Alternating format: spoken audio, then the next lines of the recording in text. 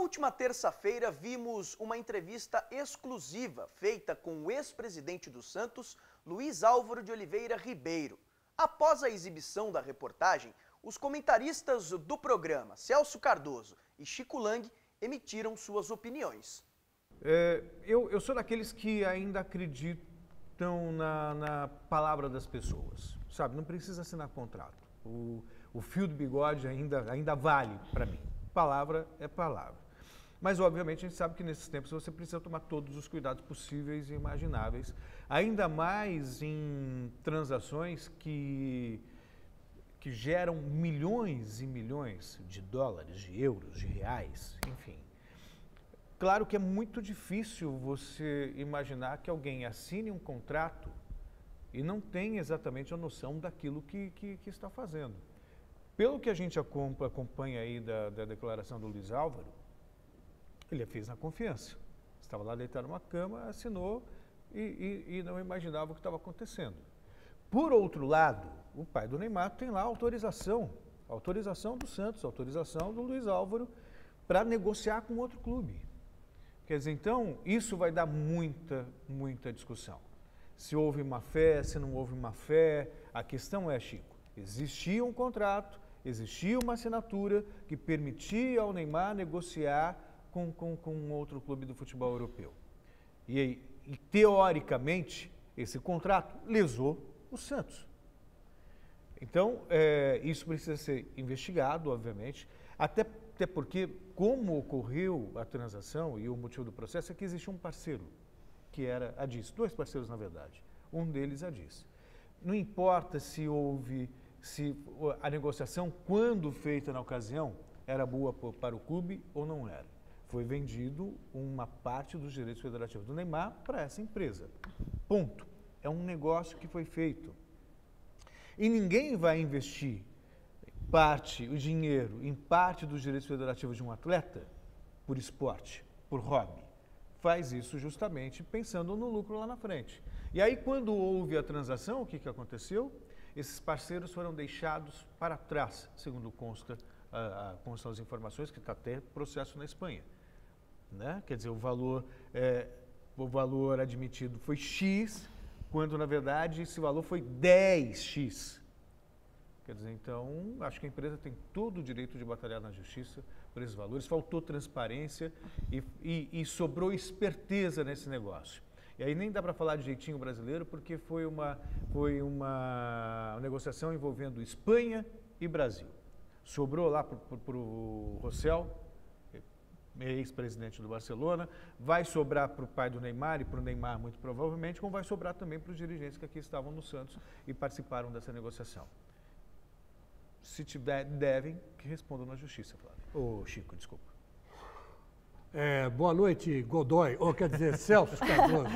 Olha, me Celso, perdoe. Esse assunto é um assunto muito complicado, porque, na verdade, vamos supor, eu me coloco no lugar do juiz que vai julgar esse negócio.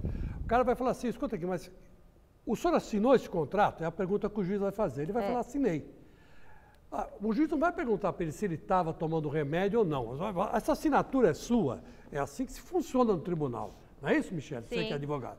O cara fala, essa assinatura é sua? Assim, não, reconheço que é. Então, quando ele fala reconheço que é, o juiz vai entender que ele assinou. Então, se ele assinou, o Santos topou. Então, se o Santos topou, né, e não deu a parte da DIS, né, vai ter que dar agora. Esse que é o problema. Quem tinha que dar a parte da DIS é o Santos ou é o Neymar? É o Neymar e é o Santos. É o Neymar e o Santos. Os dois têm que dar parte. O Barcelona, na verdade. Né? Na verdade, o Barcelona. Vai sobrar para o Barcelona. E o Barcelona vai cobrar do Neymar. Evidente que sim. Vai ser mais ou menos assim.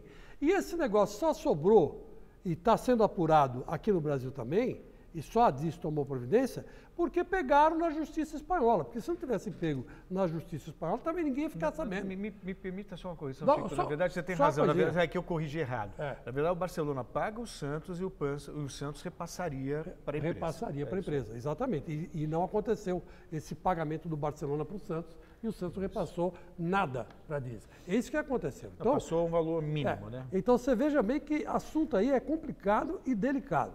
Agora, veja bem, o Marinho também só foi pego porque estava lá na Suíça. E foi uma operação conjunta com o FBI. Porque senão ele também não seria preso. Ele continuaria ex-vice-presidente da CBF, ex-presidente da CBF, e com todas aquelas falcatruas que foram descobertas. Então, quer dizer, precisa sempre uma coisa vir de fora para a justiça brasileira tentar colocar na linha. Então, esse movimento é que me preocupa como cidadão brasileiro. Porque as coisas podres do futebol, e hoje todo mundo sabe que se lava mais dinheiro no futebol do que no crime organizado, é que está me deixando preocupado. Né?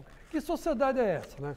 Que não tem punição, que não tem nada, precisa uma justiça de outro país envolver as pessoas para que a justiça daqui tome providência. Quer dizer, é um negócio muito mau. Eu conheço gente da Polícia Federal nossa aqui, gente séria, né, que se for colocada para apurar e vai descobrir, como fizeram aí no Lava Jato, não é diferente. No futebol é mais fácil ainda, porque os caras estão tão acostumados a roubar que assinam qualquer coisa. Qualquer coisa que aparece na frente, ninguém pega. Né? É de empresa para empresa particular, mas se fizer uma operação, vai pegar toda essa sujeira que tem no futebol. O ex-presidente do Santos, Luiz Álvaro de Oliveira Ribeiro, se sentiu ofendido por algumas palavras e pediu o direito de resposta. Por isso, estamos aqui, presidente. Na verdade, não é propriamente ofendido. Eu sou um sujeito que prezo muito a verdade e prezo muito que o jornalista assuma o compromisso que assume ao se formar de sempre definir as coisas como elas são. O primeiro comentarista, o Celso, no seu pronunciamento, disse que eu não podia reclamar do Neymar ter assinado o contrato com o time espanhol enquanto ele ainda estava no Santos, porque eu tinha assinado um contrato que dava a ele esse direito, o que é rigorosamente inverdade. Ele fez uma afirmação sem conhecer o documento que não existe. Se eu assinei um contrato, eu acho que ele tem obrigação, a partir de agora, de mostrar esse contrato. O que tem é a famosa carta que nós assinamos em 2011, porque em 2011 o assédio já vinha grande. Fiquei sabendo, através desse livro, publicado por um ex-dirigente do Corinthians, O André Sanches. não preciso nem falar o nome. Sim, mas a gente precisa porque... Mas que afirma textualmente que fez uma proposta pelo Neymar, enquanto ele estava sob contrato do Santos, de 120 milhões de reais. Isso está aqui, réu confesso, de uma infração às regras de convivência entre os clubes grandes. O que é esse documento, presidente? Esse documento, nós começamos a negociar com o Neymar, achamos que era prudente, e ele também exigia, um novo contrato em novas bases, apesar em 2011 estar em vigor. E foi uma discussão desgastante que tomou uma tarde toda. Estendemos o contrato até 2015, aumentamos o valor da multa, aumentamos o valor do salário, diminuímos a nossa participação nos contratos de publicidade. E ao final de uma exaustante tarde de discussão, o pai do jogador vem com uma minuta de uma carta, alegando que a imprensa toda hora o procura, querendo saber se ele teve algum encontro ou conversa com algum dirigente de outro clube, e ele queria que eu assinasse, dizendo que ele estava liberado. E eu falei, não, conversar, eu não tenho como te impedir, você pode conversar com quem você quiser. O que eu não aceito é que você assine qualquer compromisso que seja, qualquer vínculo que seja, enquanto o contrato do Santos estiver em vigor. E fiz questão... E foi feito um novo contrato em 2011 com um aumento salarial para terminar em 2015. Então, existia um contrato em vigência. Isso. Que depois, nessa última rodada, ele pediu para transformar o fim do contrato em 2014, alegando, com toda a razão, de que tinha a Copa do Mundo, o Neymar ia estar no auge do seu desempenho, ia estar sendo cobiçado pelo mundo todo, ia ser a oportunidade dele de ganhar mais dinheiro em relação ao que ele ganhava no Santos. Em 2012, para você ter ideia, com as convocações da seleção brasileira, o Neymar não jogou mais do que 45% das partidas do Santos. Então a gente pagava e ele era convocado para os amistosos caça-níquel Então, da esse CBF. documento, Esse dava documento- o direito ao pai do Neymar negociar o jogador? Não, conversar. Conversar. E aqui diz o seguinte, podendo concretizar eventual transferência, desde que somente a partir de 2014, que era quando vencia o contrato, e respeito aos termos do contrato firmado com o Santos Futebol Quem Clube. assinou esse documento? Eu, vistado pelo jurídico dele, meu. Depois, estranhamente, eu fiquei sem o original. Porque eu não ficava com o original que eu assinava, e era arquivado, sumiu dos arquivos. E me chegou uma cópia com carimbo do Barcelona. Ou seja, o clube espanhol, em cima dessa carta que provavelmente o jurídico deles havia redigido, resolveu fazer o contrato com o jogador um mês antes da partida final e decisiva da Copa do Mundo de clubes e botou dinheiro na conta do jogador. O senhor, na última vez que a gente conversou, nessa última segunda-feira, a reportagem exibida na terça-feira, me disse que assinou um documento sob efeito de remédios, trazido pelo Odílio, e o senhor assinou esse documento sob efeitos de remédio. Esse sim um documento que dava o direito do Neymar ir embora e se oficializar como jogador do Barcelona. Fazendo algumas correções, Diniz. Eu estava doente e não pude participar.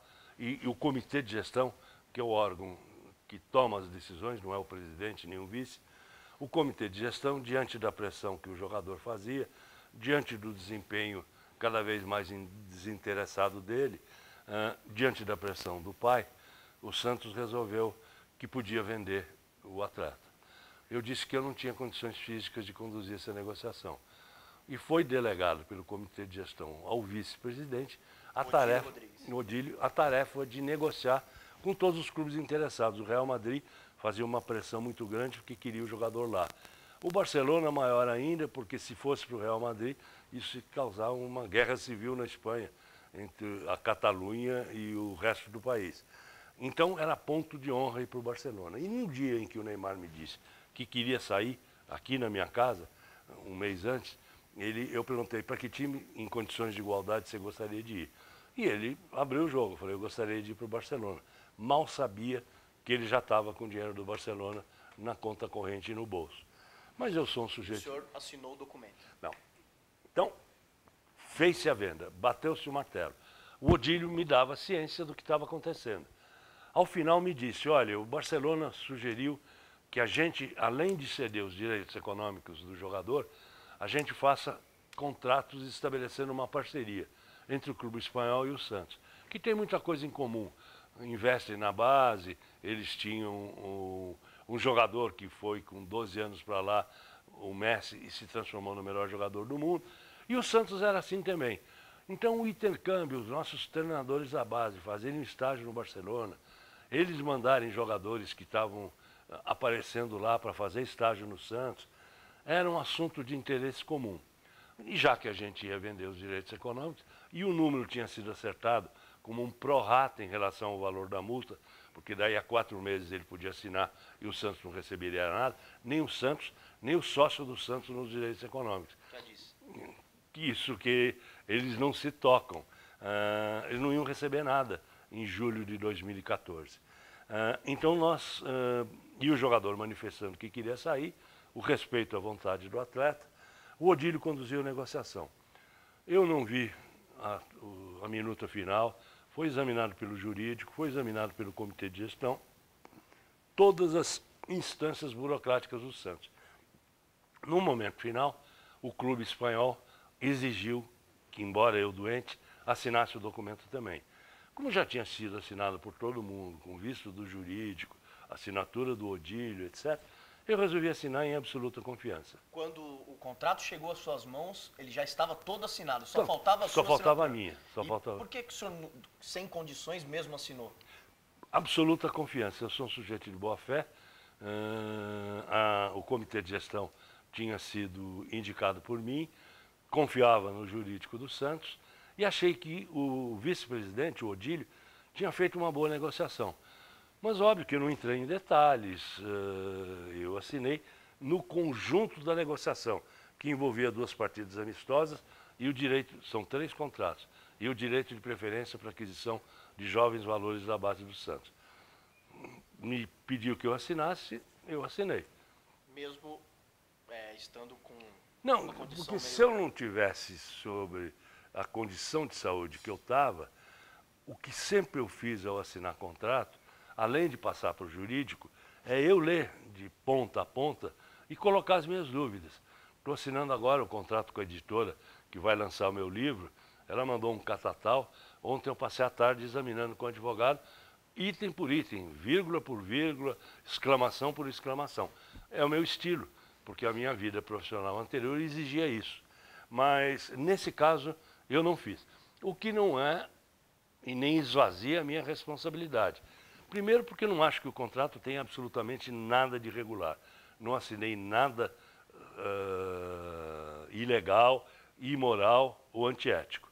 Segundo, porque eu teria que responder, se for citado, se assim o juiz entender, ao juízo. E daí daria ou não as minhas atenuantes. E aí entra o segundo ponto que me deixou meio aborrecido ontem, é que o Chico Lang, velho amigo meu das mesas redondas da TV Gazeta, corintiano fanático e sabendo que eu era, sempre me respeitou muito. E eu acho que foi uma falta de respeito ele imaginar que aquilo que eu disse a você, eu diria ao juiz. Então ele afirma, o juiz não quer saber, assinou? Assinou. Se estava sob efeito de remédio, se estava bêbado, se estava xarope, o juiz não quer saber. E é óbvio, ele não precisa ensinar isso para mim.